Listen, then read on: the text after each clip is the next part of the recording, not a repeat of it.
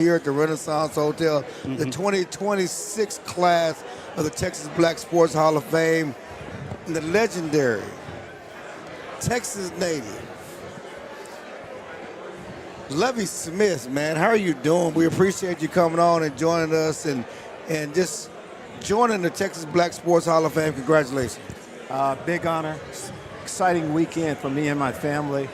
You know, as you mentioned, being a Texas boy growing up, playing high school football here in the state. Tell them where you're from. Tell them where you're from. That's people know easy. where you you're don't want to from. get me started to talk about Tell them Big where you're Sandy. from. Come I'm on from with Big it. Sandy, Texas, a little small town about 100 miles east of Dallas. 34 in my graduating class. 34. So when I Wow. say small, I'm talking small. I see, before we get into the conversation, man, I see you got the beer gang going good, man. Yes, you know, as you age, you got to just let it happen naturally. And, we went with it a long time ago. My wife for 46 years loved it, so I kept it. I mean, look like you still play. You're in great shape, man. What are you doing? I'm trying to live. You know, it's about exercise, watching what you put in your body. You know, you told the players that back when you were in that game, and you have to keep that going now. Wow. Tell the people, what are you doing now? Well, what I'm doing now, about 3 years ago after the Houston Texans, I call it a career. Okay. My wife, Marianne, and I have 12 grandchildren. So Wow. I'm kind of living that life. I'm a fan. I get a chance to cheer on my favorite teams and go around and cheer on my favorite players. There's so many guys we've added to our sports family, so that's what we're doing now. Who your favorite team? I'm in here in Texas, so I have to talk about the Cowboys. Thank you. But growing up, the Cowboys were my favorite team. Why is that? Why is that? Why is that? Come on Everybody with in it. this area, you know what it's like. Roger Staubach, Bob Hayes. I grew up idolizing them. And the times where we won, of course, the times where we lost, I felt that. One of the reasons why I wanted to get into sports, when you grow up around football and see players like that and teams like that. Two of the most important days of your life is the day you were born and the day you realize your purpose. So you've been developing, man. That's especially what coaches do. How's that like for you, you know, being able to help elevate people in this world? It's been great. I had great teachers growing up, and that's what a coach is. He's a teacher, and I was given so much from so many men. Right. So it's natural that you're going to, you know, people that have such a great influence on you, you want to, you know, be like them. Great high school coaches, so I wanted to do that. Right. And I was able to do that. I met so many great people. I learned so much from so many great athletes, from the Darren Woodsons that I got a chance to coach. Come on with it. At Should Arizona be Hall State. of Fame. Come on with Should it. be Hall of Famer. To Yeah. all of the players. You know the players with the Bears that I got a chance to be around, and every team. And right now, I move into, as I retire, I've moved into that mentor role. I've had so many older guys that mentored me. Now is my time to give back that way.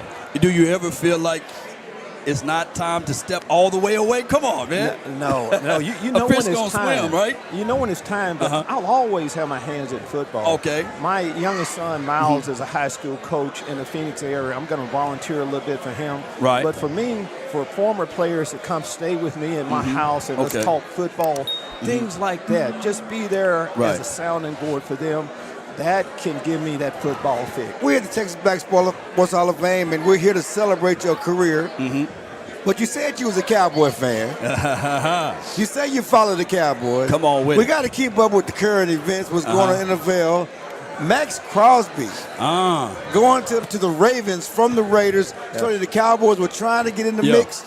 They offered a first and a second. The Ravens offered 2 firsts. Just talk about the surprise of Max Crosby leaving the Raiders and going to the Ravens, what that means, and what did the Cowboys need to fix their defense? Well, I've known Max Crosby for a while. When I was at the University of Illinois, we played their team, their Eastern, I think the Eastern Michigan team there. So he's a heck of a player. You're trying to win. And to win, you need to be able to get good players. And on the defensive side, I mean, it's hard to play great defense unless you have some real guys up front. Right. Max Crosby is one of those guys. I'm sure the Cowboys tried. A lot of teams were trying to get him. Yeah. But I know the Ravens are a lot better football team with him. And he's, you know, we talk about, you know, what does it take to be a great player, great defensive player? Nobody plays harder than Max Crosby, so he's going to get him a lot. As a former defensive coordinator, certainly head coach, but, you know, defense is your forte. We see these young defensive coordinators get the opportunity. Zach Orr got his opportunity. Come on. But they ain't get him no help. Yeah. And then 2 years later, he out. He out. You know, Christian Parker. Everybody loves Christian Parker. He was called in Dallas. And we loved his potential and what he can do. Yes. But you need players. You got 3 minutes along with Christian Parker, and you want to give him some advice. What would you give Christian Parker? First off, you can't. I don't care how good a football coach you are. You have to have players. So you start with that. But there's a reason why he's in that position right now. He's I don't know. I've never met him, but I've followed his career a little bit, and he's taken the proper steps. Right. Great position coach, and a lot of times the way you tell how good a coach is, listen to his players. Right. And I've been impressed with what all the former players have said about him. Just giving him time, let him do his thing. He's going to do a great job. Real quickly, what does it mean to go in the Texas Black Sports Hall of Fame? It means the world. When you start off, I'm a young black guy from the state of Texas, being honored by my Black Sports Hall of Fame. Don't get any better than that. So much went into that. So many people. You can't thank all the people that should be thanked for this, but special honor.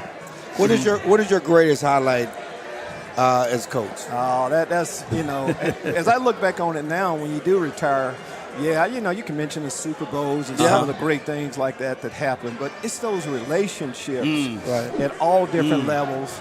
I have players in my life still from all different levels, and that's what I cherish the most. No doubt. That's great stuff, man. Don't want to hold you long, but if there's any message you can give to the audience, what would that be? This game of football, you get so much from it. That's what I would tell you. The things you learn are life-changing things, responsibility, and what it takes to be a good teammate. Right. As a father, in charge of your family, all those good things. Man, that's dope. Hey, man, we appreciate you, man, and congratulations. We may get you on afterwards just to talk a little more about the event and how it went down. But again, big fan. Big fan. Big Sandy. Appreciate everything y'all do. Thanks for having me on. Thank you, sir, man. Yes, indeed. Appreciate it. We're back again. Clarence Hill, Cowboys and Chill. Yeah. Law Nation, the man with a plan who got it out the mud and rising high. And, of course, we're here at the Texas Black Sports Hall of Fame, the 2026 induction. And we have a Hall of Fame honoree from years past. Yes. Years past. Come on, man. Lots of years. But that's okay. He's already in the Hall of Fame, Texas Black Sports Hall of Fame. Former first-round pick of the Cowboys, whose son is going to be an aspiring draftee for the 2026 NFL draft out of SMU, man. The great Russell Maryland, 3-time Super Bowl champion. You can't. I left the best part out. 3-time Super Bowl champion. Not one, not two. Not one, not two, not. Yes. Yeah. Come on, man. How that feels, man. Man, it's incredible, man, to know that we just went there not only just one time and did it, not just the second time, my third year and did it, and then my fifth season, and did it again. But it was a testament to all of the great players that we had, the Troy Emmons, the Mike, but also the Kenny Gantz, the Matt Vanderbeeks, the guys that you may not ever hear about. So we had a great team, and it was a great time. You know the Shark. Yo, Kenny, come on, you know the Shark. Well, you know the Shark. You know the Shark. Do you know what does it mean to be in the Texas Black Sports Hall of Fame? Oh man, it's just it's incredible. It's just great. I mean, I've been in the College Football Hall of Fame, University of Miami Hall of Fame, but for your people to call you home and say and to recognize you, here in Texas is an incredible. It's an incredible thing, and something that I appreciated. And it's a great honor. Most certainly. How much you still follow the Cowboys and that defense as a defensive, people don't defense win championships. Always. What people don't understand is everybody talks about the team of the 90s and the triplets. Right. The defense was number one. Yep. Yeah. The offense gets all the attention. But they had the number one defense in the league. And that was the backbone of those titles. As much as the triplets and the offense and all the attention they got, it was the defense number one. And so the Cowboys have won in 30 years. It's been that long. 30 years, 30 seasons, man. And the defense one of the worst in franchise history, league history. It's the worst. The worst we tried. Look, Russell. We tried to replicate what we did in the 90s when we drafted you. Yeah. It wasn't the same. I'm not beating them up, Mozzie Smith. But how do you look at the interior play now on the Cowboys? You got Quentin Williams. You got Kenny Clark. You got, to a degree, also Adigi Azua. Are you following along the Cowboys to that degree? I'm not following as much, I have to say. Okay. But when I do watch, I will watch a game. Right. And when I I will critique the defensive linemen. Come on, yeah. But the thing is, you have to be able to stop the run. That's first and foremost, and that's what we did well. Coach Butch Davis was my coach at not only the University of Miami, but here at the Dallas Cowboys. Right. Taught great technique. And unfortunately, you don't see that enough. Right. Consistently. You have to be a consistent technician out there if you want to be able to stop the run, and that's the main thing. And then you get your thirds and longs, and you got like your Charles Haley or your Tony Tobers coming around that end and making things happen so you can get off on third down, 3 and out, and then put your Troy Aikmans and your Emmitt Smiths back on the field. On the field, Your Dak back on the field. So, that's the thing you have to do. Can you help us out right here for the people that's kind of like new to football and all of this stuff? Because his new coach is talking about multiple fronts, and he's talking about changing that up. As an interior guy, 3-4, 4-3, whatever it is, how do you look at it from that aspect? Can you play 3? Can you play 1? Can you play the nose? However it goes. The thing it rhymes. The thing with me, I'm a 4-3 guy. Okay. And, outside arm feet, playing one gap, getting up the field, getting off the ball. Yeah. That's what I love. That was successful for us. Okay. And that's what I love to do. Now, to play multiple fronts, I mean, you're putting a lot on guys. Yeah. I mean, but they're professionals. Hopefully they can be able to do it. But if you could be great at one front, and get after it, then that's right. Personally, to me, the best thing. Okay. Is it frustrating that they haven't won in 30 years? I mean, I know you're still a Cowboy fan. You don't follow the game, but how frustrating is it? Well, it's frustrating for the fans. Right. To have the fans have that great hope at the beginning of every season. I'm the hope guy. I'm the hope giver over here. and then when you get down to December, you're kind of looking bleak, and you're trying to keep hope alive. You're trying to be like Jesse Jackson up in there. Keep hope alive. Keep hope alive. R.I.P. to him, man. Yes, indeed. R.I.P. for sure. But and then it just kind of all goes kaput. That's really a bad thing for the fans, and now me as a fan, that's a bad thing too. So I really don't follow it as much because I don't like to be disappointed. I hate losing. So I think that's the main reason. So you disillusioned like every other fan base, huh? Yeah. Every other fan, you're disillusioned. You're frustrated and disillusioned, every other fan. But, man, we appreciate you sitting down quickly with us. Yeah. I know they're getting ready to start the banquet, and you need to go on and march in with the rest of the alumni. Hall of Fame. Alumni Hall of Fame, man. Texas Black Sports Hall of Fame. Before we run, is there any foundation, anything that you got going on for the audience to know to help support and give you some help on that? I've done a lot of things over the years. You can check my record, but the main charity I got right now is Russell Maryland Jr., R.J. Maryland tight end. Okay, come on. At SMU. Give me some of that. Y'all check him out. Hopefully he can get to the NFL. He going to get there. He got to stay there. He got to stay there. That's it. Yes, indeed, man. Again, Texas Black Sports Hall of Fame, the 2026 induction luncheon in Clarence Hill, Cowboys and Chill, Law Nation Extraordinaire, our everything Cowboys. And we're talking about a legend, a Hall of Famer across many Hall of Fames. Number 1 pick, the first and maybe the only black college player to be the number 1 overall pick from Tennessee State. Come on with Ed Too Tall Jones. How you doing, man? I'm good, but let me correct one thing. Okay. I'm not in the Hall of Fame. No. Not the NFL Hall of Fame. No. You're the black college. I'm in the HBCU Hall. I'm down the hall. That's all right. From the Hall of Fame. That's right. You're in the Black Sports Hall of Fame, too. You're in the Black Sports Hall of Fame. Yes. You're in the 2006. Yes. And you in the HBC Hall of Fame. And you in the NFL Hall of Fame of my heart. You know what I'm saying? I've been here with the legend. And you should be in the Ring of Honor. We got a whole lot of things you should be in. You and Harvey and I mean, I could go down the list. Totally understand. go down the list. What does it mean to be here? You come back for the induction, the Texas Black Sports Hall of Fame. Yeah. Well, I went in 2006. Right. Very honored. So I know how these guys is going in. Well, ladies and gentlemen. Yes. Right. That went in today. Much respect for them. They deserved it. It's like a dream come true for most of us. And I'm just glad that I was in town and invited to come out and be a part of it. Most certainly. And speaking of that, being a part of everything. I went to a HBCU too, by the way, D. Jackson State University. Okay. So, so defense, in my opinion, is everything.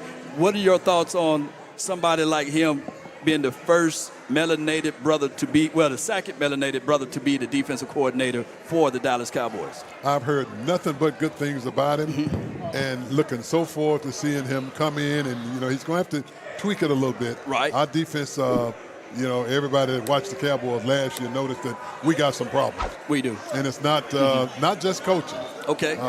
We got to get some good personnel in there, but even with good personnel, you got to have a good guy that can coach good personnel. And right. Again, everybody's excited about him being here. I'm excited and just looking forward to them kicking things off in training camp. How frustrated are you watching the Cowboys fail year after year after year after year? Are you frustrated or you understand where you at on this whole spectrum of emotions following your team? Because they're still your team. You still watching. Right. Very frustrated. Going all the way back to when I joined the Cowboys, I walked into a good situation. You 3 did. Super Bowls my first 5 years. Then after I retired, a couple of years later, they back-to-back winners. 29 years. That's a long time. That's a long time. And I remember when the good old days when if you were in the NFC and had any intentions of going to the Super Bowl, you knew you had to come through Dallas. You had to come through Dallas. Well, we've lost that. Yeah. We need to get that back. And thinking of that, you see how long that stretch of years, 29. Yes. It's been 30 years, 30 seasons, basically, that we haven't done anything here in Dallas since this man been working with the Cowboys. And maybe it's your fault. That's what I'm just throwing out. Since 1996, It's my fault. I'm the jinx. Not Jerry. It's my fault. He's the jinx. The sad thing is we haven't come close. Yeah, close We haven't at come all. close. We haven't looked good. And like now, to be honest, I'm not saying it because I'm a Cowboy fan, but I think we have the offense now to win it all. Yeah. But defense win championships. Come on. We got to improve that defense. If we can somehow improve that defense, we can turn it around quick. Right. Yeah. Well, that's the focus. They got to improve the defense. Jerry said that they're going to invest on defense. Do you trust that they're going to do what it takes to improve that defense?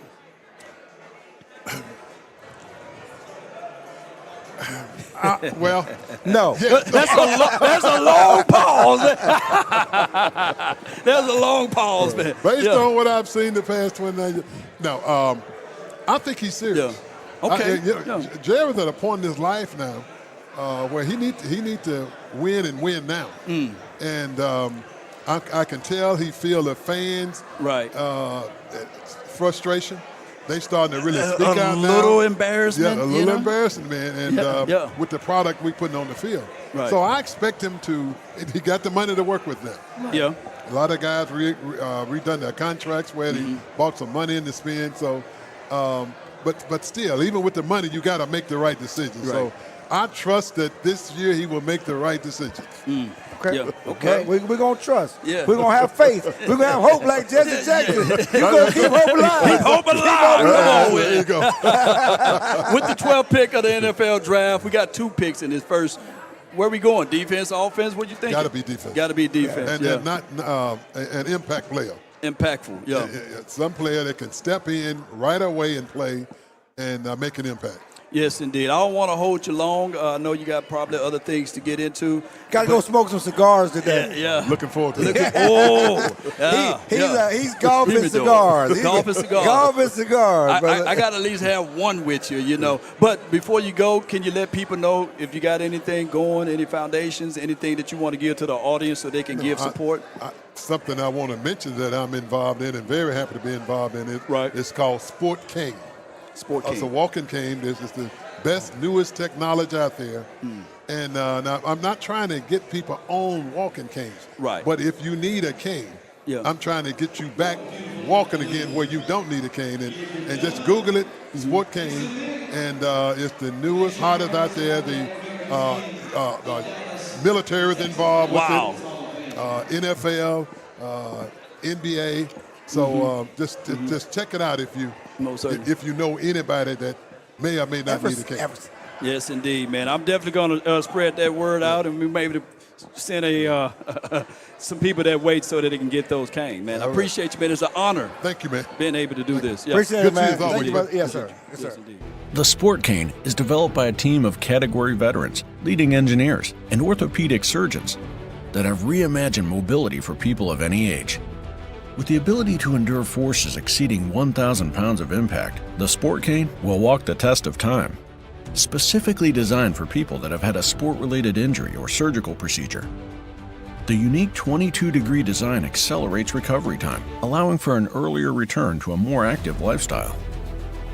I'm Eddie Jones, better known as Ed Too Tall Jones. I played 15 years, never missed a game. When I recently experienced an injury, not only did it physically affected me, but mentally. I've always said at any age that you need to listen to your body. However, you must stay active or your mind will get lazy and override that message. Before I heard about Sport Cane, it was difficult to find a stylish cane adjustable to my 6'9" height. I was very excited to see the flexibility and adjustability of such a stylish cane. Sport Cane 22-degree design softened the impact of my walking gait. For me, relying on Sport Cane leads to motivating my body, my mind, and maintaining my mobility. Why would you not want to know about a lifestyle solution which helps you to get back on your feet and feel good again while using it? Whether you're recovering from an injury or need assistance every day, Sport Cane is for you. I'm not one of them goddamn lifetime Cowboys. Huh? I know we're going to talk some real stuff. You know I am still the hit machine. Yeah, you still the hit machine. Don't you forget. What's up, baby? Yeah, I know we finna talk some real stuff right now, man. Yes, we finna talk. Boy, look. Snap! Yo, man, listen. Yo, you ready? Yeah. Yo, you ready? Are you ready? Come on, Hey, man. come on, baby. Yeah. Come on, pull. We at the Texas Black Sports Hall of Fame, but the Come on, party Kev. is the lobby. The party in the lobby. What the world you talking about? The after party in the lobby. This is the pre-party. You live the after party in the hotel lobby. Yeah. But this is the pre-party. Yeah. Clarence Hill, Law Nation. Come on. Texas Black Sports Hall of Fame 2026. Get it right now. Get it right. Say it again. 2020 Texas Black Sports Hall of Fame.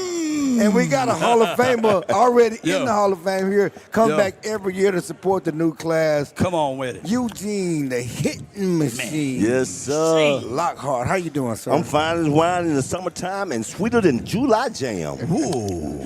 Huh? What does this Hall of Fame mean to you? Yeah. I'll tell you what, man. It's just a great platform, you know, for guys as myself and other guys, sports athletes that gave their heart to the game. Right. Yeah. And then sometimes it get overlooked and things like this. And then what Dr. Robertson has done with this Black Sports Hall of Fame and bring not only players but guys like yourself here to support it on a yearly basis. This is just an accolade, man, that you can be totally proud of. Right. Unlike the Dallas Cowboys. Oh my!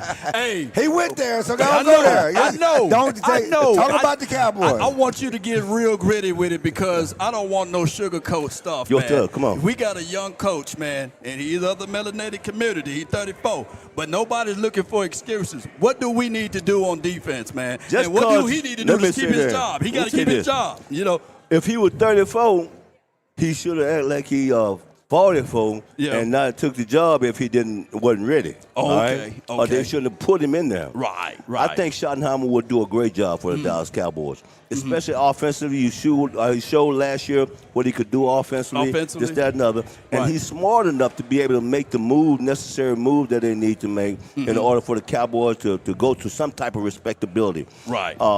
Now he's still the head coach, and he's added a great defensive coordinator. If they allow the coordinator to do the things that he does best, and bring him in to play the persons that they need in order to be a good defense, there is no doubt the Cowboys will not only be appetizer Cowboys. I said, you want some people. You want a few people that's hungry. I said, you want some people that's willing to spend the next 20 weeks hungry for identity. I told you guys, you need some people that's hungry. I don't know about you, but that team that you threw out there on that damn field. They wasn't hungry. They were satisfied. The Cowboys are an appetizer team. The truth is what it is. If you think last week was bad, if they don't get off their ass and present something better than they did this week, it's going to be a long season. The fans deserve a hell of a lot more. You need some people that's hungry. I don't know about you, but that team that you threw out there on that damn field, they wasn't hungry as last year, as the years before. Yeah. They'll be hungry. They'll get hungry for a chance to get into the playoffs and even go further. Yeah. I mean, it's been 30 years. Yeah. Are you a frustrated fan? Frustrated former player? Where's your frustration level? Yeah. Well, the frustration level lies with the understanding that the Cowboys never should have taken this long. Right. We're talking about America's team. Take this long to get back to respectability, to get back into the playoffs, go deeper into the playoffs, get into another Super Bowl. It doesn't take 30 years to do nothing. Right. As you said, he's 34 years old. He don't know what the Dallas Cowboys meant. He don't know what it means. 34 years old. Yeah. No, I'm talking about now we got to have some guys surrounding this whole football team. Just to bring in some older guys, speak to the younger guys, let them know what it means to wear that helmet, and then let them see the excitement that we have being a Dallas Cowboys, and go out there and do something. Come on, so man. we can get on back to the respectability. Come on with it. So last year it was a mixture of talent plus players, or what was it? Or coaching? What was it? Talent or coaching? What was it? It wasn't talent. I believe that it was the defensive system that the coach is trying to have the guys to fit into his system instead of using the players at what they was best at doing. We had cornerbacks that was press corners, that was man-to-man covering, but we playing cover 3, cover all the other stuff, and that's not giving us a chance to win. Plus, we didn't have any kind of pass rush. We got rid of our number 1 guy, Michael Parsons, and then we saw what that did for us. But anyway, I think this year that we'll put that thing together. We got 2 first-round draft choices. Okay. We got the off season where they can go out and get Trey Hendrickson. They got to get somebody like Matt Crosby. No, he got traded already. Oh, did he? He got traded to the Ravens. Yeah. See, I told you we always late. How much you blame Jerry Jones for this lack of success over the last 30 years? Okay. Well, you know what? Jerry doesn't play. Right, it's a player. Right, he doesn't play. Right. But I just think it's just the whole system has changed now since Jerry has finally come in and gotten him filled himself with some decent players and some decent coaches that know what they're doing. So again, I'm not trying to put the blame on anybody right now. I just want to see the Cowboys get to somewhere where we can get out, go to the game on Sundays, and then don't have to stay at home on Mondays because you're ashamed to get out. Hey, man, we appreciate it. We know the Hall of Fame lunch is getting ready to start, but yes, sir. Thank you for stopping by. We may talk to you after the event. But what you tell me earlier? Anything else would be uncivilized. What you tell me earlier? They still call you Hit Machine? Don't you forget that, boy. Yes, indeed. Yes, before you depart, is there anything that you're doing that you would like to give back to the world and let people know? Any foundations? Any projects you know the Lockhart Foundation. We feed the homeless. We feed the homeless. This is my 30th year doing that, and also we help underprivileged kids with school backpacks, school supplies, helmets, and things like that. Anything that they need. But I'm here. I'm available. If you're seeing this right here and you need Eugene Lockhart to show up, not only will I show up, I'll show out. Oh, we know you're going to show out. Come on with it. Yeah. The Hall of Famer retired as the team's all-time leading tackler. Yeah. Come on. The Hit Machine. The Hit Machine. I work on better than ever ready. My name is Eugene, the Hit Machine Lockhart, and I approve this message. Let's go, baby. You running for office. You running for office. Listen, we're back. We're still here. We're at the Texas Black Sports Hall of Fame 2026 induction ceremony. Law Nation, Clarence Hill. We got another legend. Legend. Yeah, you roped me into this. Roped you into it. Well, listen. Bringing over the nice people to come and get nice me. people. Come over and sit down. Like, it's for Clarence. Come on, man. That man. Hey, what's the man weakness? Delilah. Right. Some man's weakness. Oh, man. Good job. Yes, I give you credit on that one, brother. Clarence got his assassins over there. But no, seriously, you already remember the Texas Black Sports Hall of Fame. Yeah. Need to be in the Pro Football Hall of Fame. We're not going to go down that road. Right. I'm in almost every Hall of Fame but that one. I Oh, believe yeah. that's the only one I know. Yeah, HBCU Hall of Fame. Yeah, Black College Hall of Fame. Again, longtime Cowboy legend. Right. And the difference with a lot of these other legends, local legend. He grew up here. Wow. He from Dallas. Yep. Yeah. You know, he didn't make Dallas his home after he got to the Cowboys. He's from Dallas. I welcomed all the Cowboys. Yeah, you're like, come on over to my crib. This is my town. He's from the trenches of Dallas, okay? This is him, man. What does the Black Sports Hall of Fame mean to you? Man, it means everything. I mean, when you think about the history that was spoken of to everyone that won, I'm up here trying to take notes. Right. Because I want to, remember this. I want to introduce it to other people. We got the podcast at the Cowboy facility. I'm bringing this book to Monday. Right. That's awesome. And I'm going to talk about all of those. I mean, a lot of transactions have gone on with the Cowboys and the NFL just within the last week. But this is what I want to talk about sometimes during the show, just about the history that we have, not just in the state of Texas, but around the doggone country and around the world. So being affiliated with all of that, those guys being my peers, I just give them all the love that they deserve. Yeah. And the good news about Everson, unlike some other former Cowboys, and what people don't understand is, like, fans, we live and die, right? We do. We live and die. When they get away from the game, they don't follow this closely. Right. Okay? They don't pay attention because, they done it. They're not really worried about it. But because you do weekly podcasts, you kind of keep up with what's going on. And to be real, I want my respect too. Come on with it. So when I talk about the people that I love and that my peers, when I'm a peer, that means that I'm on the same level as these guys that I brag about all the time. So they've done the same for me. When they see me, they give me so much love. And I know that comes from a good place. Most certainly. They don't just recognize me. Right. They recognize some of the sacrifices that we have done for each other. And speaking of that, I had someone on my show. He was giving you your flowers, and his name is Nate Newton. He's like, what? Nate, cause I was telling him the storyline of how I became a Cowboy fan. I said it was Everson Walls, number 24, man, the guy that came out of nowhere and made something happen and gave us a hope for these little guys here. But he was just breaking down the fact that he said, man, Everson Walls, man, he's Malcolm X. He don't pull back no punches, man. And I don't mind those flowers either, because it's just not all about playing. Right. This is no shut up and play situation. No. Come on with it. This is something where guys deserve a lot of respect when it comes to negotiations.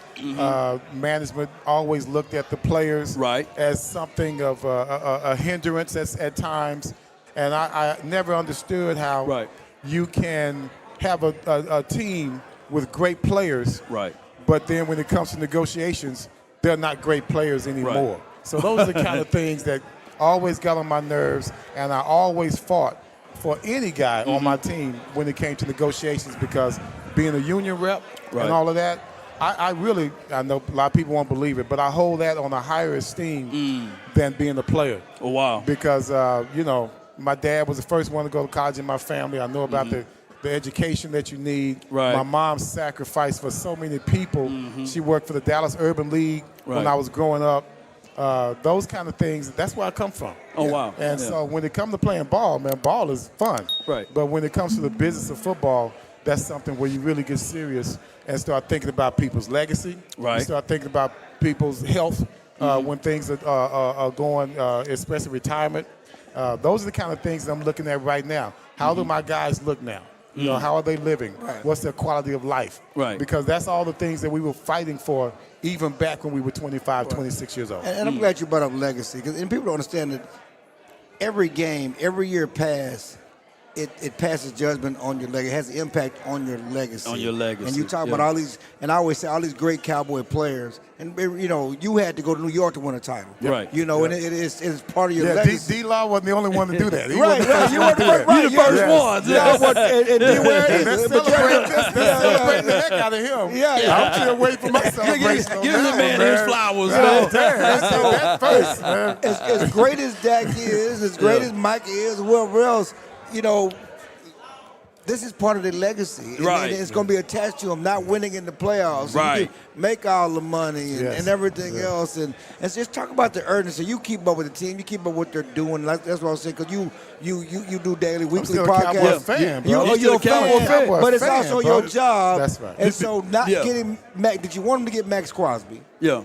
I did. You did? I surely did. You thought it was sure. But I'm glad no one else got him within the division. That's one thing I'm happy about. Right. We won't even see him much down the line. So and we love a CP, and we love what he's bringing, but he needs players. And so do you trust that they're going to get him players? Do you trust that they're going to make moves in free agency? We know they got 2 draft picks, but are they going to make moves in free agency to help build his defense and get CP players? I think they're trying to, whichever comes, whatever's the most opportunistic. Yeah. Right now, free agency, we got about $9 million to spend. And we got more than that. That's after the adjustment to the contract. They can do more adjustments. They're going to get more adjustments. Because CD had to adjust his, Dak had to adjust his. So I'm looking at them doing both. We need some youth. I don't want to go out there and get a bunch of old guys, even though they're good veterans. I'd rather get some youth in there who are special.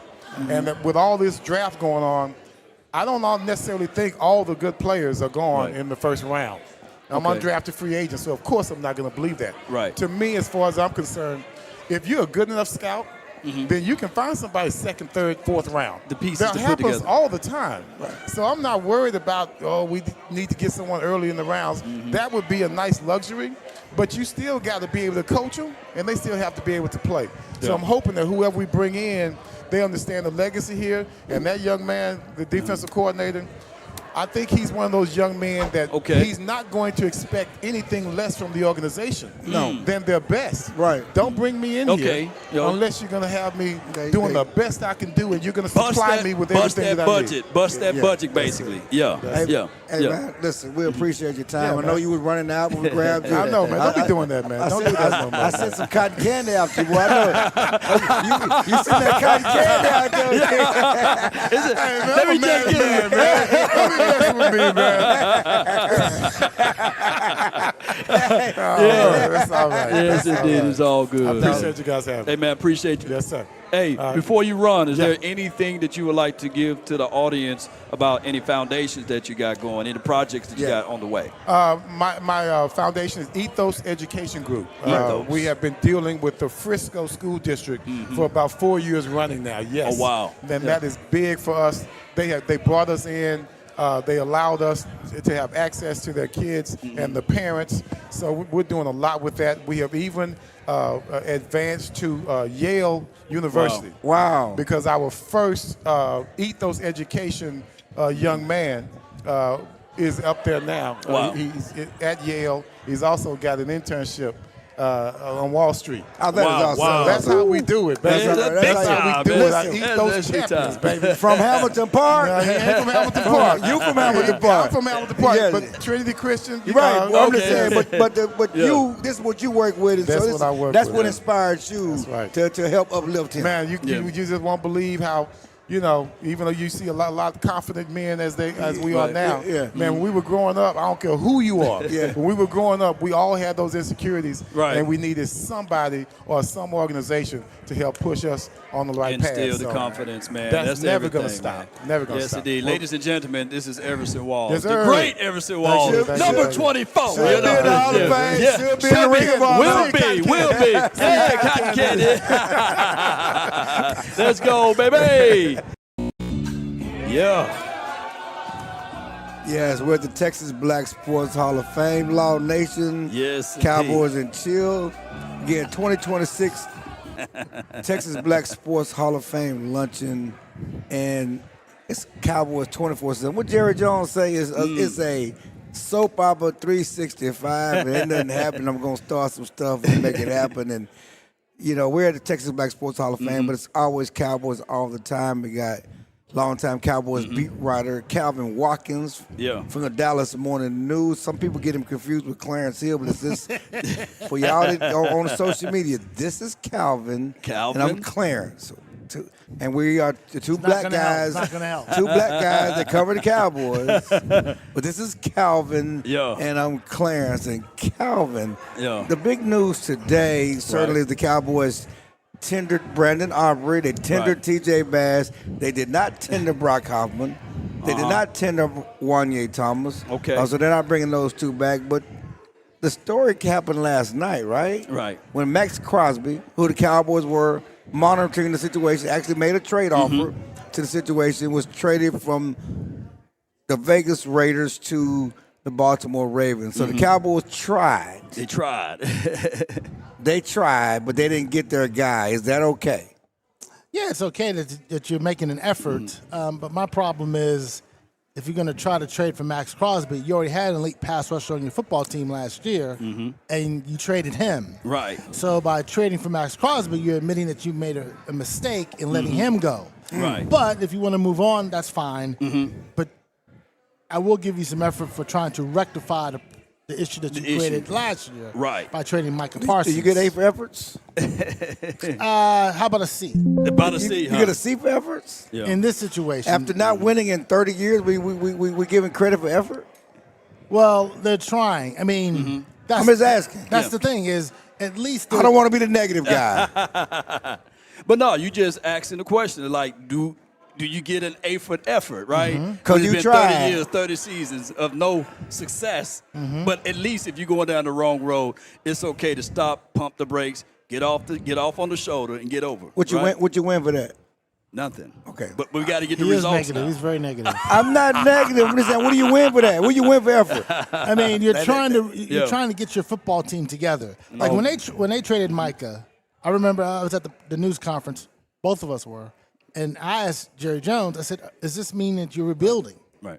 Because you're trading a generational talent away for as many picks as they got. Right. And they said, no, we're not rebuilding. They're never rebuilding. It's the Dallas Cowboys. Right. And then once the defense went to whatever, they decided to get Quentin It went Williams. from sugar to shit. Or it went from shit to shit. Oh, you can use Shit to profanity shit. on this? Yeah, I mean, podcast? I didn't know. this is all pre-recorded. We Oh, you can delete that out? Oh, we can just put some beeps over. It don't matter. I didn't know. We grown men. We Ain't have no grown FCC men. here, man. All right. But when the defense went to hell, Come on with they it. made a trade and they Right. got Quentin Williams. Right. And I remember just before they traded for Quentin Williams, Jerry Jones had said, no, we're not going to make a trade. Right. I like what we got. And then I think he realized, man, this defense is worse than what I thought. It was. We need another quality defensive player. Quentin Williams went out of New York. So Right. they made the deal. They did. And that's okay. Yep.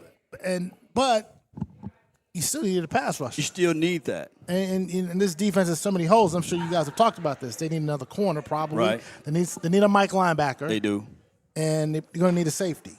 You know, and it's telling that Wanye Thomas is going to have to say Wanye Thomas was end all be all, but the other starting safety, Donovan Wilson, that situation is fluid. Now he's an unrestricted free agent. I don't think he's going to come back. So they have a lot of holes to fill on this team. And when you talk about the pass rushers, whether it's an outside backer or defensive end, there's a certain size that they want, especially at defensive end.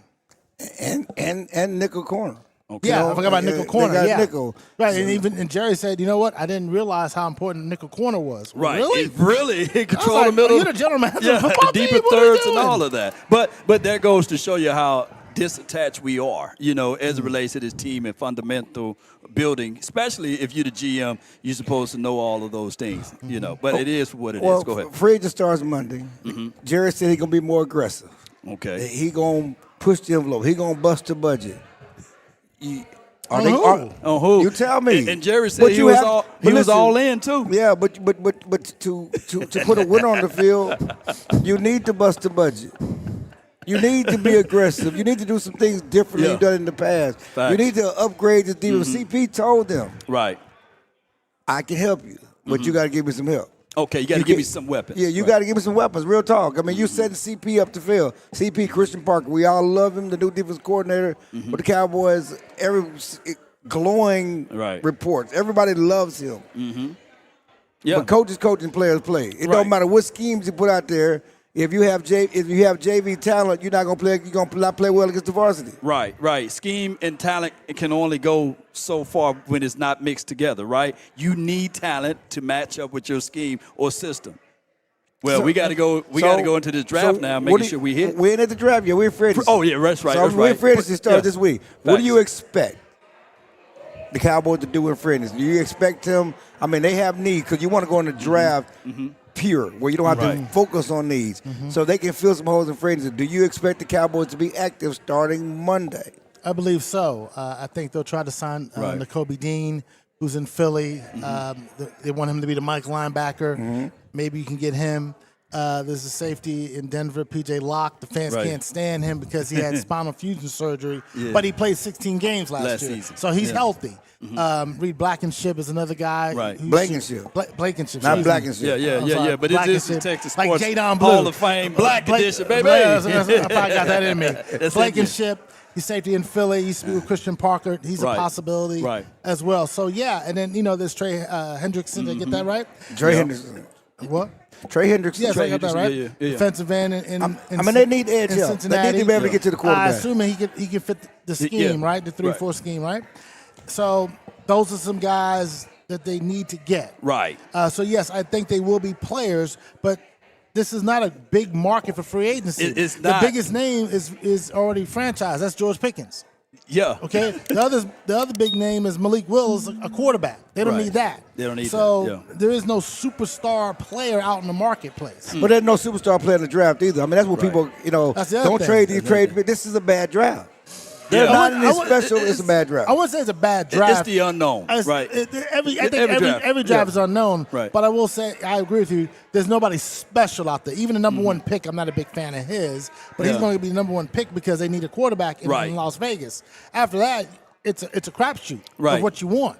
Yeah, Sonny Styles is nice, but he got kind of like outpositioned himself at the combine to drop to the 12th. But he's not going to be there at 12. Yeah, he ain't going to be there. And Downs, he might be there. He's special, but he got that knee thing that everybody worried about. ACL. I remember Andre Gerard. He used to be a center for the Cowboys. Came out of Colorado. He was telling me a story. When he came out of the draft, they look, they get the physicals and the MRIs and all that. And they said, your knee's degenerative. Right. Is it? Yeah. Well, everyone's knee is degenerative. Everybody's knee is something because you're playing sports since you were 7 years old. Right. And now you get to the highest stage, the last stage of your athletic career. Correct. Yes, there's going to be some wear and tear on your joints. So to me, unless they say you need something that needs to get repaired tomorrow, you're okay. Yeah, it's one of those things where I heard, like they say, 10 years or you're going to have 10 games. So either or, if that knee going to give out. I think it was the other guy, Ron Leary, too. You remember him? Ron Leary, too. Ron Leary, yeah. Ron Leary. Yeah. He was I think the Cowboys, he was undrafted when they signed him. Right. His knee was supposed to be falling apart, and he played for a good while. So, I mean, look, you can get a doctor to approve anything, right? Okay, y'all hear that? You can, but you can also get a number of doctors to say he's fine, he can play. Okay. Will George Pickens get the deal done? Or will he play on the tag? You asking me, sir? Yes. Oh. You the guest. Yeah. I would say he has no choice to play under the tag. No choice. Because I don't believe the Cowboys are going to offer him a contract. Because they haven't done so already. Not even offer him. They haven't done so already. Have you guys talked to They met his people. Oh, so he did talk to his agent. They met his people in Indy, and there was no exchanges of offers. What feedback do you guys get from his agency? From my understanding, we'll see you in Oxnard. Damn, they going to wait that long? No, first of all, it's not them waiting. I mean, you got to get an offer. You got to negotiate. There's no offers, so why should I come? Let's give me an offer. Well, he's not. What Calvin said, he's not showing up for the offseason program. Oh, he's not. And then technically, last time we was in this situation, what Jerry was talking about, leaves falling off the tree. There's no tree with leaves with GP. It's just GP. Well, the leaves have already fell. The leaves on the floor. The CeeDee Lamb leaves have already fell. Okay. Justin Jefferson leaves already fell. We know what the market is. He was talking about the market. Right. And we know what the market is. There's one caveat to this with Pickens not showing up for offseason. I think Brian Schottenheimer is going to ask Dak Prescott, can you bring my boy in? Can you bring your boy in? Keep my boy in. Right, because last year, remember, Yeah. Shotty asked Michael Parsons to show up for the first day off season, and he did. Mm-hmm. Right, and Shotty, I think, is going to talk to Pickens and Dak to say, can you just come in and then, just for the first, second day, and then do what you got to do. I think that's what's going to happen, but we'll see. No doubt, no doubt. I hope that can happen, he coming in and everything. As far as advisory, would you play under the franchise tag if you GP for $28 million straight up? You never touched $28 million in your life. Would you play that 1 year and get back into the market still at the age of 25, 26 next season? It depends. I'm going to exhaust, just like the team exhausted some mechanisms to have you under team control. I'm going to do the same thing. I'm not going to show up until I have to show up. Then I'll sign the contract for the 1 year. Right. And then the Cowboys could franchise him again. Right. They could. They hold his feet to the fire with that. But I think the tag is $27.5. I think officially. Something like that. Yeah. So it's $27.5, and it'll be triple the next go around. I don't know if they're going to pay that. So if you ball out, maybe at some point you get a contract extension or you hit the open market. So I'm a bet on myself. And that's what Dak Prescott said, the other day, right? Yeah. Well, Dak Prescott said bet on himself, but there's a story here. Dak's the quarterback. The Cowboys had no choice but to sign Dak. But the truth is that Dak played 2020 on the tag. He bet on himself. Yeah. He suffered a catastrophic injury that year. Right. Okay? Yeah, he fractured leg. Oh, my God. Fractured leg, fractured ankle. It could have been done. Okay? It could have been done. The Alex Smith type of thing. It could have been done, okay? Yeah. And he could have never got paid. Fact. And so that's why you want the security of a multi-year deal. Right. Because you're on that one-year deal, and if something happens, you don't get paid next year. Fortunately for Dak, again, the Cowboys had no choice. But he was coming up with injury. We didn't know when he was going to be back. Facts. He had 2 surgeries, okay? Yeah. And they still gave him a $40 million annual salary because they had no choice. Okay? And so the situation worked well for him. But that's not ideal because ideally that's why you want a multi-year deal, because to cover yourself as insurance in case you get hurt. He potentially had a career-ending injury. Facts, yeah. And then on top of that, it's a two-way street to success too, because with the franchise tag, you can't prorate the money, you can't spread it out, none of that. So it's a big hit. Hits you right now. So yeah, you're right. It would be beneficial if the Cowboys get a deal done. It can be beneficial for both sides from a salary cap standpoint, for sure. They can help the Cowboys. But the question is, how much do you pay Pickens? What's the market for Pickens after 1 year? Let's be honest here. Now that's the real conversation, right? No, the real conversation break it is, to me, because we were going through this throughout the first 2 months of the season.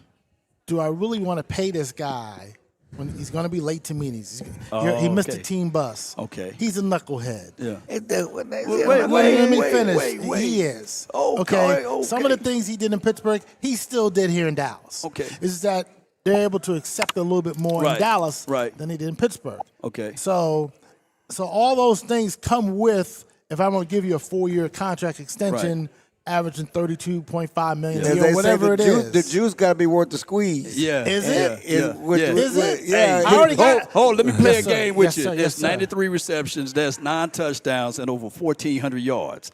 I would rather have a late GP than an on-time Jalen Tolbert. You get what I'm saying? So Jalen Tolbert come to all of the meetings. He's on time. Yes, sir. No, sir. Yes, ma'am. What no, about ma'am. What about your boy from Carolina? You were trying to hype up last year. Yeah, Mingo. Yeah, you were trying to get Mingo. He was on. Mingo's working at Starbucks right now. Give Mingo a chance. I thought I saw Mingo give me a coffee. Leave my guy Jonathan Mingo. It's my Mississippi love, man. Come on, man. Well, he was so trying to shove Mingo down my throat last year. Mingo, mango, bongo, bingo. Give Mingo a chance, y'all. What did they give up for Mingo? A 4th round pick. But hey, then he got hurt. He did get hurt. He did get hurt. That's what happened, Clarence. He hurt his knee. I had a whole slogan because, we try to stretch the content out over here on the content creation side. I had a whole name for him. Ron Flandoy and Jonathan Mingo. Flamingo.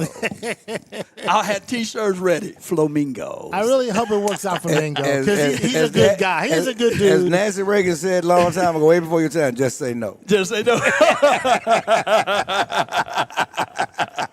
Say no to dope. Just say no to dope. Say no to Mingo. Say no to Mingo. But check this out. It's not like the Cowboys don't have an elite receiver on their football team. You're right. Okay, they have C.D. Lamb. Okay. Right? Now, I'm not against paying George Pickens. I think he should get a contract extension. Okay, because they're going to be beating you up right now. Right, you know but here's the truth of it. Yeah. If they, just like last year, right, before the start of last year, they were negotiating with Brandon Aubrey's agent. Okay. Because they said, this is the best kicker in the game. We got to pay him. This is before the start of the They tried to negotiate him with him. Right. They offered him money, the whole deal. His agent wanted $10 million. They said, nah, we're going to give you about under $7 million, which would make him the highest paid kicker. And then the agent stopped contract talks. That's France. Todd France. Todd right? France. That's Todd. Okay. Stopped the contract talks. And everything, after everything came out, then he tried to say, fake news, I'm going in the bus. Well, guess what? Aubrey still hasn't gotten his money. Wow. Okay. Wow. And he's going to pay. And if I'm the Cowboys, you pull the deal off the table. You play on the second. We were going to make you the highest paid. Now you're the third. Wow. With the tender. And right? Yeah. He's going to probably get. He's going to sign a deal north of that. The question is, will the Cowboys pull a deal? Well, the agent pulled the deal the first go around. The agent pulled it according to the Cowboys. So the agent pulled it the first go around. Okay. Well, they pulled a deal. All right. So now I'm like, we put the tender on you. All right, deuces. We're moving on. Right. Well, no. I would love for them to keep Aubrey. Yeah, me too. What we're doing is this. It's a kicker. We're allowing you to create a market, and if someone wants to sign you, we will gladly take a second round pick for a kicker. Yes, yeah, but no one's going to give. Okay, I understand that, but we're putting it out there. Unless you're Baltimore and you go, yeah, man, if we had a kicker, we would not be in the situation we're in. And look what Baltimore just did. Yeah, they wouldn't got Max Crosby. See, when you talk about going all in and all that, all right, what the Ravens just did is going all in. Because they're trying to win now. Who did Kansas City just trade out of the corner to? Oh, man. The Rams. Oh, that's going all in. Rams like, they moves and shakers. We don't care about these Rams picks. We want ball players. That's what's going all in. We are chasing a championship. And the craziest thing about the Rams, they've been drafting pretty well and doing free agency really well. Yes, sir. Yes, sir. Even though the Seattle Seahawks did Puka was a fourth round pick. Right, that's drafting well. Can you draft some? We need to get some favors to fall our way. Especially, I never got your thoughts on CP, Christian Parker, man. What's your thoughts on him?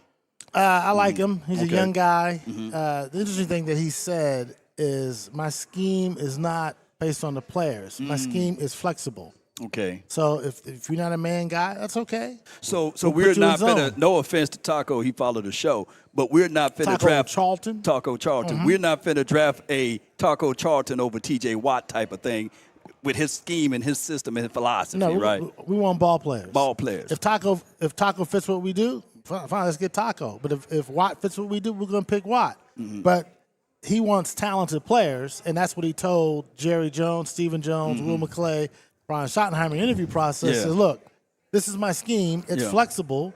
We will help guys get better, but you got to give me some ball players. Yeah, give me something, man. Right. And how that brain works, because that's what Will McClay was talking about, that he learned from CP, is that they're looking more for like a mental aspect of players, not just the measurables of height and how long the arms are. Right, because I remember when Nakobe Dean came out, I asked the Cowboys, what do you think of him? They said he's too small. Wow. Right? Now, that was under that. That might have been Zimmer. Not Zimmer. That was Quinn. Dan Quinn. That was Dan Quinn. And them. Dan Quinn said he's too small. Right. Now you get Christian Parker. We like Nakobe Dean now. Because he makes plays. Now, last year he struggled a little bit. He came off the injury. But you this also is like the guy that fits what I do. You also like him because he knows the scheme. Yes. He knows That's the scheme. what you need a mic for. Yeah. Well, Calvin, why are you here? Because we're gonna switch you out and put Mac Engel on set. Tell him not why you here. Why are you at this event? Dwayne Price, who I worked with at the Fort Worth Star Telegram 100 years ago, he got inducted as a journalist to the Texas Black Sports Hall of Fame. Dwayne has been covering the Mavericks when they were at Reunion Arena. Right. Man. And now American Airlines is like 20 years old, and he's still covering the Mavericks. He covered them for the Fort Worth Star Telegram with Clarence. Now he's covering them for Mavs.com, how he is revered in the industry. He wears these suits because, Dwayne is 7 foot tall almost. Wow. He wears suits. He wears gaiters. 6'6". He wears sweatsuits going to practice. He is just a revered guy in our industry, and anything I could do to support him, I wanted to do. When I first moved here. Clarence, embraced me, but so did Dwayne. Yeah. When I was at the Star Telegram, the Mavericks were terrible. They just got purchased by Mark Cuban. They were playing Reunion Arena, and no one cared about the Mavericks, other than Dwayne at the paper I was working for. And so I was covering high schools. I said, "Hey, I'll help you out," and he said, "Come on," and he embraced me, and just a terrific guy, great person.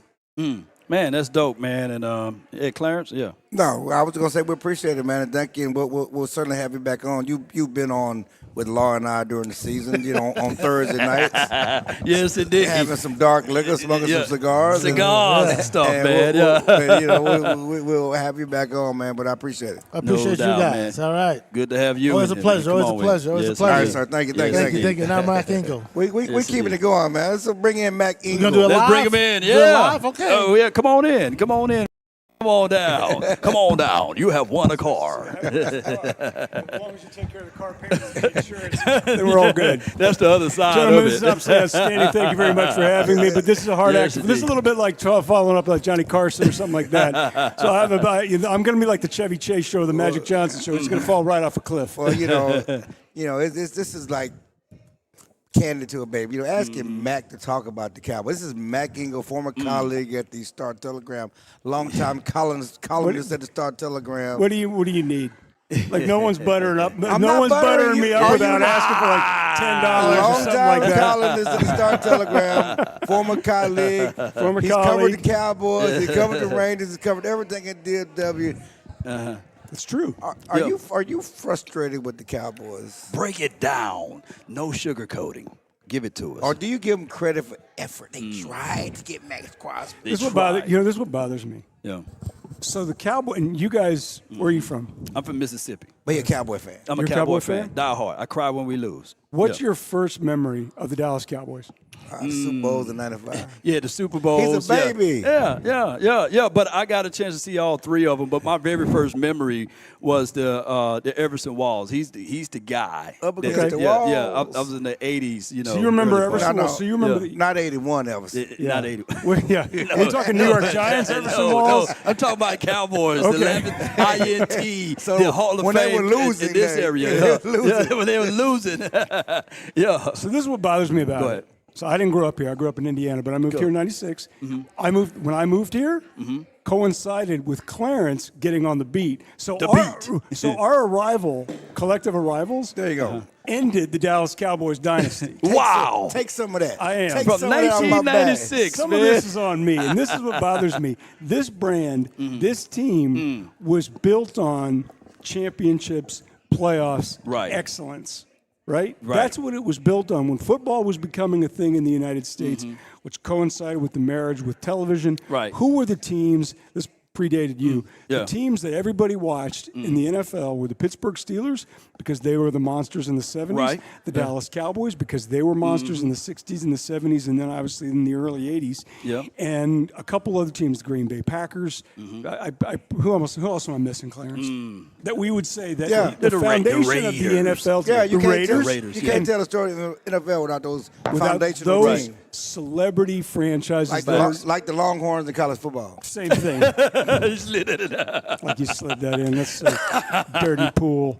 And here's my problem. So Jerry Jones walks in, and listen, you can make a real argument. Jerry Jones, at the time he bought them, saved that franchise. Not just them, the Cowboys. He saved the NFL entirely. Right? He certainly changed the trajectory of the NFL. Like it was going to keep going. It wasn't going to look like the way it did without his influence, and specifically his ambition to really monetize and commercialize every aspect to football. So then they win 3 championships thanks to Jimmy and some other things. And then it's been this desert.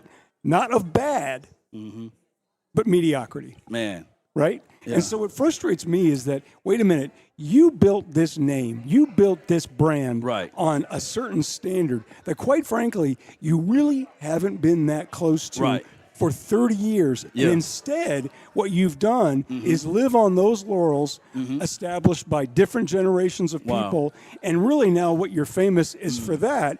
and famous for being famous. Yeah. Which to me is like the embodiment. Famous for being famous. Yeah, that's what they are. They're famous. There's no doubt. And I remember a few years ago, we were at the game when the Cowboys played the Packers in that playoff game where Des Bryant caught the ball. He caught it, yeah. And somebody, it was like a celebrity, somebody says the NFL is better when the Dallas Cowboys are good. They are. 100%. Right. And I'm sorry, they're always going to be interesting. Right. They're always, whatever you bet them. But I am so frustrated about it because you and I both know that when last season, before the season even started, Dak Prescott had a great year, by the way. He did. So I knew before that last season, and they let go of Michael Parsons, and they gave him away for Kenny Clark, and then it turned into Quinn Williams and all this other stuff. I'm like, this window is closed. Man. This Super Bowl window is closed, which I hated because, and this is the other part that bothers me because for Dak Prescott, right?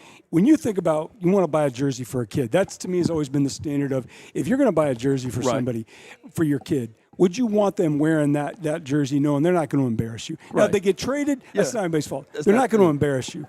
No one was ever going to be embarrassed by number 4. Right. They've had a really good player, hell of a leader, and I know he's a source of debate because he's the quarterback of the Dallas Cowboys. We're like, you're going to waste this guy's window. Oh my gosh. So what I see now is like they might make the playoffs next season because 7 teams get in. Yeah. But when we watched that Super Bowl between New England and Seattle, when we watched all those playoff games, whomever we want to talk about, are the Cowboys really that far apart in that particular look? And you're right with that because are they? I mean, think about it. Matt Stafford, he was considered dog food up there in Detroit, but it wasn't him. him. It wasn't him. Nope. It wasn't him. It was the team. So he went to a team that believed in his philosophy and look at him now. now. And look at him. He's a Hall of Famer. Yeah. So Clarence, when First you ballot, saw it, unless he's Bill Belichick, but unless he's the head coach in North Carolina. So when you looked at Dallas now, to me, I'm like, they can get in the playoffs, right? Because 7 teams get in. Facts. Okay, can they get to a conference championship game? As they currently constituted, no. They're going to make some additions. Right. They didn't get Max Crosby. Yeah, well, they will. I mean, I don't think they're going to be any good, but they're going to make some. They made this last year. They got K9, and it didn't matter. Good boy. Well, now they got a full season of Quinnen Williams. And I'm sorry, Quinnen's a man. Dog. Quinnen's a horse. He is a man, but you still need a pass rusher. You still need an edge rusher, right? And it better not be Trey Hendrickson. And you still need. So what's your thoughts on Trey? What's wrong with Trey? Because he's 31 years and a half. Go ahead. So here's what Max Crosby, 29. Max Crosby, and here was the problem when they traded for Mike when they traded Michael Parsons. That was the one player. There's not many players in the NFL that when that team breaks the huddle, they're like, "Where's that guy? Where's Levin? Yeah. Where's Levin? Yeah. Right? With Max Crosby, where's that crazy? Okay, there he is. Yeah, he is. Yeah. How many guys in the NFL are there like that? There's only special Miles Garrett, the Neil Hunters of the world. Okay, yep. Max Crosby's one of those guys. Right. Yeah. Trey Hendrickson is not that guy. Now, but he's better than what you got. Yeah. Okay. So you and I. No.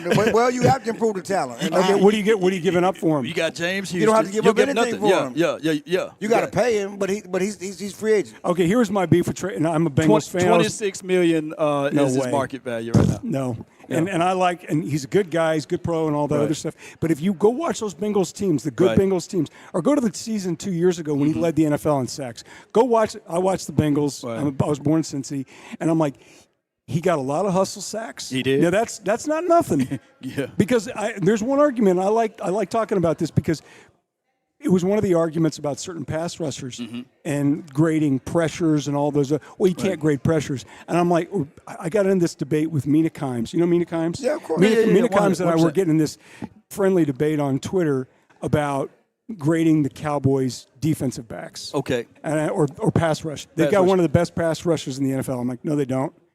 Watch that game. They do not have it. And the problem was, if you look at the way they graded, statistically, they got all these pressures. And I'm like, a pressure doesn't end the play. Right, it does. A sack ends the play. It does. Now you certainly got to. You can pressure Lamar Jackson. But what pressure do? What pressure brings to the table? You got pass rush win rate. They got all these different. They got a million numbers. And my beef with Trey Hendrickson. If you got Trey Hendrickson 3 years ago, 100%, sign me up. 100%. Yeah, I get that. And Clarence's point. Okay, you get him now, but $26 million? No, yeah. no. I mean, you give him a 3-year deal, spread that money out. You got enough. You give him 3 years? I probably You're gonna have to. Yeah, but you can front load the money and change it and manipulate it. Would they do it? Really a 2-year deal, right? Would they give Trey Hendrickson 2 or 3 years? I mean, I think you probably have to give him 2 years. It may be a dummy 3rd year deal just to make the salary fit. The problem I have with Trey Hendrickson is I don't see a special edge rusher. I see a guy. He's not flashy special, but he gets the results outside of last season. Yeah, he's hurt. Right, he's hurt. And the team stunk. What they said, last car looked like a phantom till a phantom show up. Right. He will look like a phantom in the Cowboy defensive end room. But here's what Christian Parker. He will look nice here, but also with Bradley Chubb. You can also get Jalen Phillips. You can go get other guys to fit this. Why do we think since the Cowboys signed Brandon Carr? Used Carr. Shout out to Brandon Carr. Great guy. Yeah. Good pro. Reliable. Yeah. Always there. Yeah. Always there. Was he worth the money? No, but he was always there. He was a pro. And if you hadn't given him that number, you would say that's a good player. Yeah, technically it was a good deal, but the way the team looked, it kind of looked crazy. I mean, but go ahead. Worth the money is relative. Amen, right? It's all about what you can get. It's not about what you're worth. Yeah. So my point about any of these guys, since they signed that guy, they have totally run away from top-tier free agents. Right. They did. And Trey's going to be a name. Right. Why is this offseason, Clarence, and you know about this more than I do, why is this offseason going to be any different of dipping into that free agent pool where we think they might because get one it's of 30 damn years, okay? If it's 30 damn years, what's the definition of insanity? It's 30 damn years. The 2 teams in the Super Bowl showed you that you can right a wrong quickly, okay? Yeah. You can turn the thing around quickly. Neither one went in the playoffs last year. The Patriots won 3 or 4 games the year before in the Super Bowl. They were the number 1 spending team in free agency. The Seattle was number 4 spending team in free agency. They didn't make the playoffs the year before. They changed their trajectory by adding players. The Cowboys have been a great drafted team, but you have to supplement what you do in the draft with free agency. You got to add talent. I got a question. That's why this year, allegedly, Jerry says I'm changing, I'm moving different. Okay. I'm looking in the mirror. I'm going to bust the budget. I got a question. I'm going to borrow against the future. You first. This is yes or no. Is Jerry Jones the problem? Yes, to a degree. It was yes or no. The SAT doesn't say to a degree.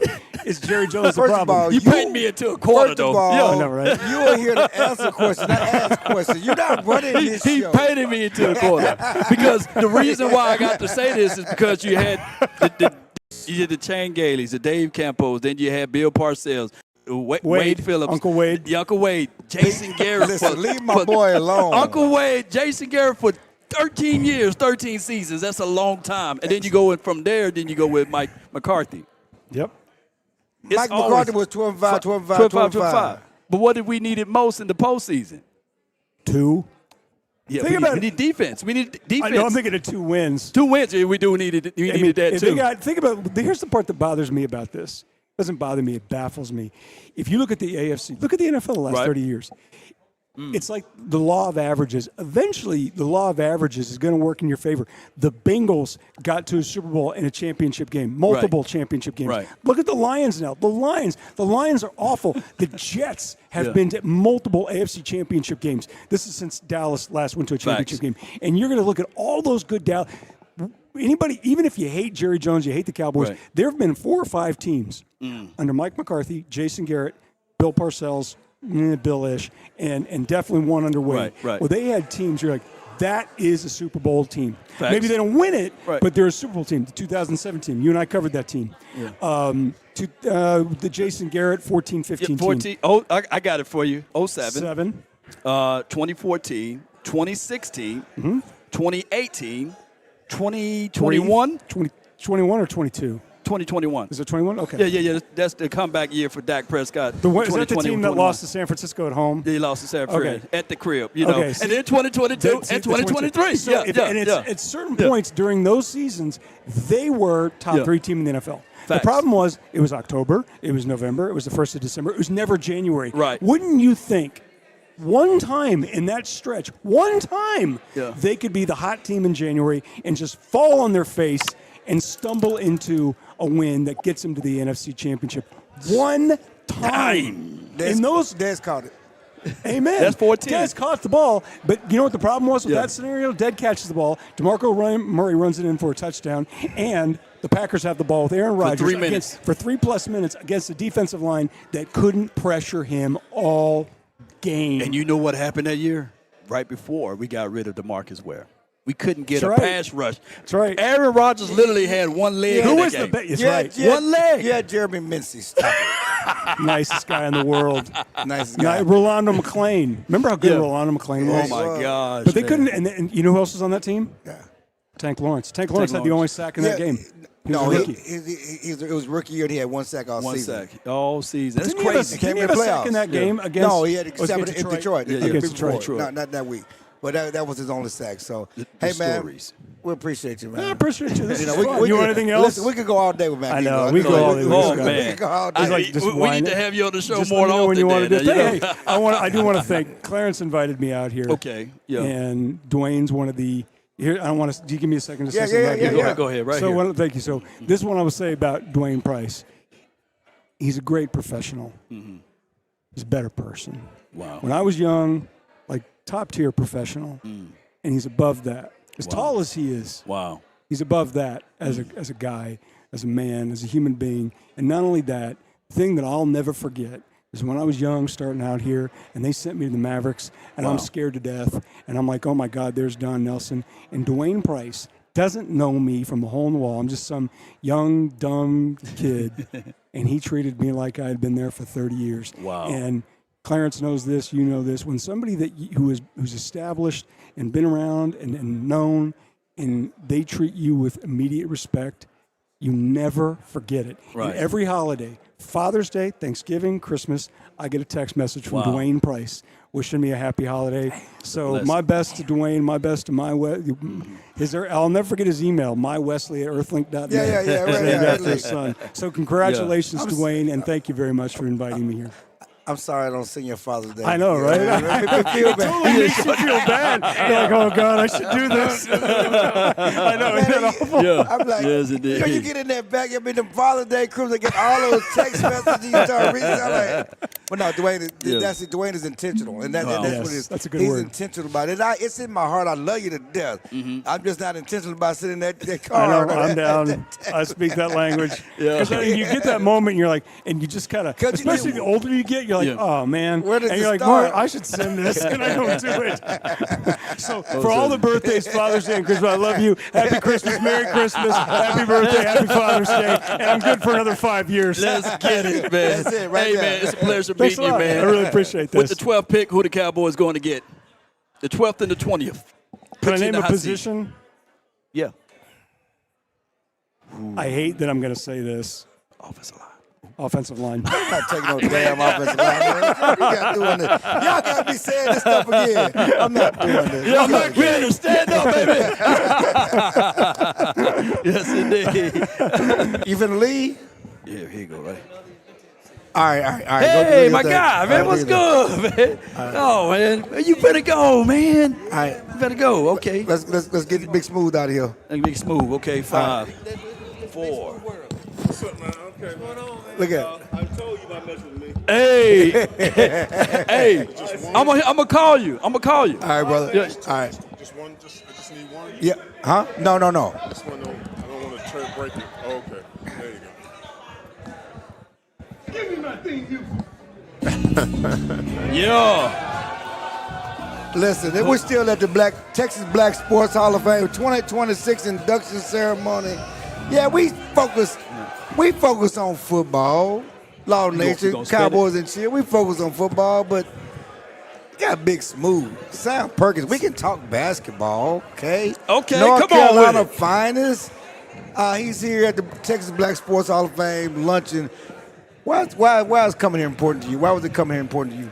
Well, first of all, thanks for having me. But at the same time, it was my first one. Really? Because I'm never here. Right. Okay. And so with that said, Dwayne Price is one of my longtime, I guess, associates or friend in a sense. where he was covering the Mavericks when I came so long ago. Like I was a rookie, right? And I met him then, and then throughout the years, I always saw him, and he does good work. And every time I read his articles, he's always got it to the precise what we talked about. Right. So I came in honor of him and Snake LeGrand, of course, right. C.J. Miles. Wow. These are the people that I know that got inducted today. So it was worthwhile. It was a good event.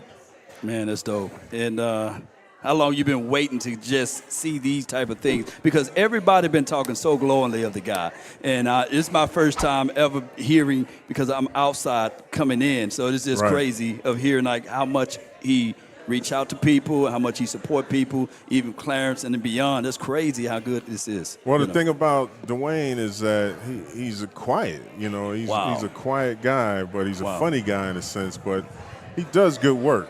Over the years, he have equals like, Randy Galloway and people like that. Right. He's up there, but because of that, he is so reserved that he sometimes get overlooked. But today was his day for appreciation for his work ethics and his notoriety for writing and being a great journalist. Man, that's dope.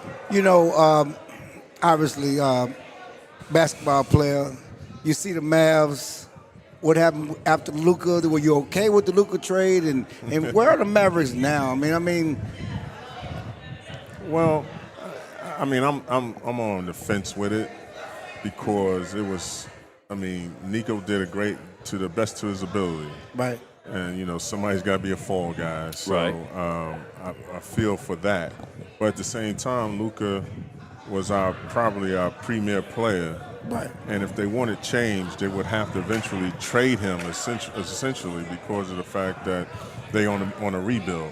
And with Anthony Davis, in exchange, I thought that would be, worked out. If he stayed injury-free, that was a good possibility for us. But at the same time, he could just overcome injury, and so that even looked more worse for Nico and things of that nature. So. Overall, L.A. looks like Dallas now, right? And Dallas now has a chance to explore options and get some picks in there, get some affordable people in there that can make a difference. What teams do you follow? Are you a Maverick fan? Are you a fan of any NBA team? Well, working for them, I guess I'm for them all, but I do follow guys like Clay. Right. Yeah. When he was with Golden State. I do follow Stephen Curry. Wembanyama now. I saw him last night. And, Durant. Right. These guys, I see them all the time. So I'm a fan of the NBA, of course. Right. But there's no one particular I do follow. I don't know if people give you flowers because, everybody talk about the stretch four. You were shooting a three back then. Come on with Well, coaches blame me for what they were doing years ago, but that was out of strategy. Right. There was no analytics then. Right. But at the same time, you got guys shooting it and for a good cause. They making them. They got better, and you see them shooting the lights out of it. It wouldn't be a commodity if I was playing now. I would be just with the group. Wow. It wouldn't be something like for strategy or for... How much more money would you be making, though, shooting them threes now? I guess I wouldn't be here. You wouldn't even be seriously, you're 6'9", and that was, Magic didn't come in the league shooting threes, and you were shooting threes early on. Yeah, I had to work on it because when I was with the Mavericks, I didn't shoot them as much. But when I got later into my career, like L.A., Coach Dunleavy was like, yo, you need to shoot these. I shot him with Byron Scott, my teammate at the time, Lakers.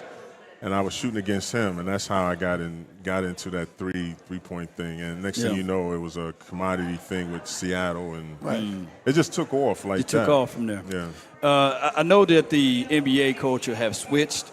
It's now ring culture, especially as it relates to like where we can identify players' legacy and beyond. What's your thoughts on that? Because that's what everybody's saying now. Like, hey, if you don't have the ring, you ain't really part of the thing. I don't know where that comes from, but they make a big deal about it. I mean, you got guys who have rings, that don't have 6. If you don't have 6 or you don't have 3, right, or you don't, if you make it to 2, you don't qualify. But right.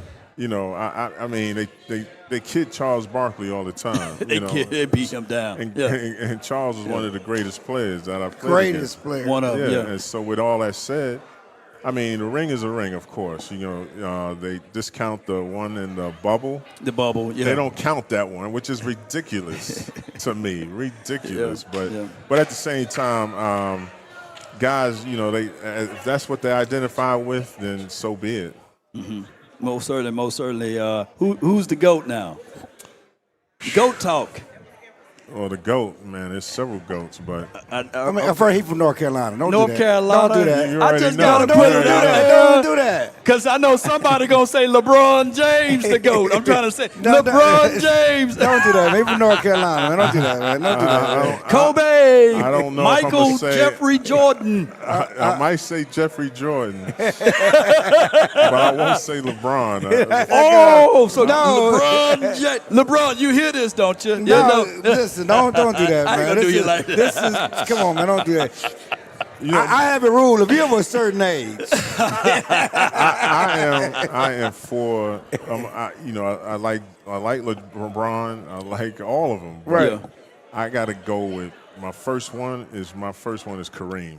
Kareem. there you go. Yeah. Where you from? I'm from New York. I hear it in New your York. voice. I'm saying, and you ain't lost it. You have not lost that Come on, accent. man. All these years, you have not lost that accent. Well, it just comes out. Yeah. It comes out because I'm not here all the time. Okay. I'm not in Texas all the time. So if I listen to you, Right. I hear it. Yeah. Oh, you can hear it. But I can't hear myself. Right. So I know. So when someone tells me you're not from here, I'm like, right. You know. right. You can hear it. But yeah, I'm still from New York. I still go back and forth. That is all right, man. We appreciate, man, you stopping in. We appreciate, I'm a great friend of Dwayne, and I appreciate you coming and supporting Dwayne. We all love Dwayne. Oh yeah. Like I said, Dwayne. Congratulations, Dwayne. And all the other inductees, it was a great moment for you today. Before you run, what things that are you doing now? Any foundations, any projects that you got going on before you go? So I don't have any foundations because it's one, as you play, while you play, it's one of the hardest things to do while you play. While you're playing. Because you have to have employees, you have to trust them, you have to make sure they're doing everything. And not pocketing the money. And, so many other things that go on. But Facts. I work with the NBA and player development and consultant. So I travel for them and see abroad a great deal of community service and stuff like that. Most certainly, man. That's a noble thing. You're from New York. You've been in Dallas a long time. You're a Cowboy fan or Giants fan? Well, since I'm sitting here, I better say Cowboys. Come on. I'm not a Giants fan at all. Okay, that's not good. at all. Jets, not the Jets nor the Giants. Nah, right?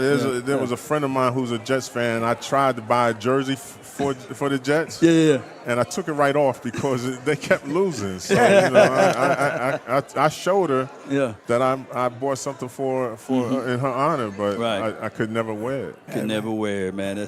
Well, we're gonna take him as a Cowboy fan. We're gonna take him as a Cowboy fan. Go Cowboys! Go Cowboys and all that stuff. Most certainly. Appreciate you for jumping in, man. Thank you. All right. Thanks. Newly elected family court judge. Family court. Hannah Nicole Johnson. That is correct. Mm-hmm. Tell us about that. Well, I was just elected, and shout out to Dallas County Come for on the with support. I was just elected on Tuesday night, the Democratic primary, as everyone knows. We had a very big turnout this year. Yes. This election was a huge year for election. This was the year of the Talarico, Crockett, all of the top races. And I am so blessed and grateful that I was one of the judicial candidates for Dallas County's family court, the 256th Family District Court.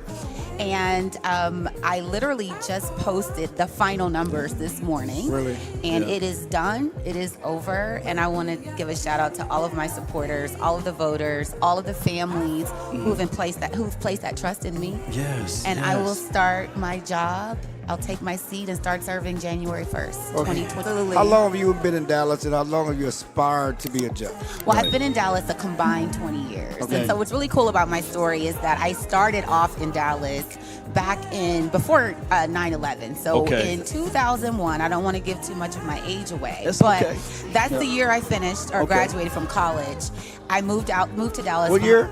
2001. What happened in '99? What? You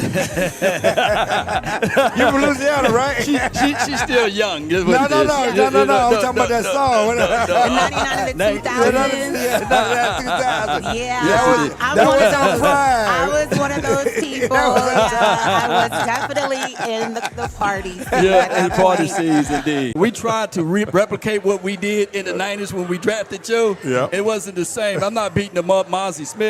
But how do you look at the interior play now on the Cowboys? You got Quentin Williams, you got Kenny Clark, you got to a degree also Adigi Azua. Are you following along the Cowboys to that degree? You know, I'm not following as much, I have to say. But when I do watch, I will watch a game. Right. And when I will critique the defensive linemen. Come on, yeah. But the thing is, you have to be able to stop the run. That's first and foremost. And that's what we did well. You know, Coach Butch Davis was my coach at not only the University of Miami, but here at the Dallas Cowboys. Right. Taught great technique. And unfortunately, you don't see that enough. Right. Consistently. You have to be a consistent technician out there if you want to be able to stop the run. And that's the main thing. And then you get your thirds and longs, and you got like your Charles Haley or your Tony Tobers coming around that end and making things happen. So you can get off on third down, 3 and out, and then put your Troy Aikmans and your Emmitt Smiths back on the field. On the field. Can you help us out right here for the people that's kind of like new to football and all of this stuff? Because his new coach is talking about multiple fronts, and he's talking about changing that up. As an interior guy, 3-4, 4-3, whatever it is, how do you look at it from that aspect? Can you play 3? Can you play 1? Can you play the nose? However it goes. You know, the thing. It rhymes. The thing with me, I'm a 4-3 guy. Okay. And, you know, outside arm feet, playing one gap, getting up the field, getting off the ball. Yeah. That's what I love. That was successful for us. Okay. And that's what I love to do. Now, to play multiple fronts, I mean, you're putting a lot on guys. Yeah. I mean, but they're professionals. You know, hopefully they can be able to do it. But if you could be great at one front. Okay. And get after it, then and you know that's right. Personally, to me, the best thing. Okay.